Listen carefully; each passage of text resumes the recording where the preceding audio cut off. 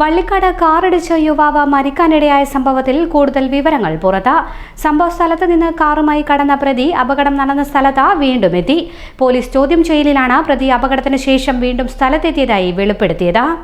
വള്ളിക്കാട് സ്വദേശി അമൽകൃഷ്ണയാണ് കാറിടിച്ച് മരിച്ചത്. കാർ ഓടിച്ച കടമേരി സ്വദേശി പുളിയുള്ളതിൽ അബ്ദുൽ ലത്തീഫിനെ കേസിൽ വടകര പോലീസ് അറസ്റ്റ് ചെയ്തിരുന്നു.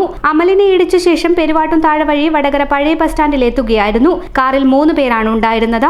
നിർത്താതെ പോയ വാഹനം വടകരയിൽ എത്തിച്ച ശേഷം പ്രതിയും സുഹൃത്തും ഓട്ടോറിക്ഷയിൽ അപകട സ്ഥലം സന്ദർശിച്ച വിവരങ്ങൾ മനസ്സിലാക്കി തിരിച്ച് വടകര പുതിയ സ്റ്റാൻഡ് വഴി കോഴിക്കോട്ടേക്ക് പോവുകയായിരുന്നു.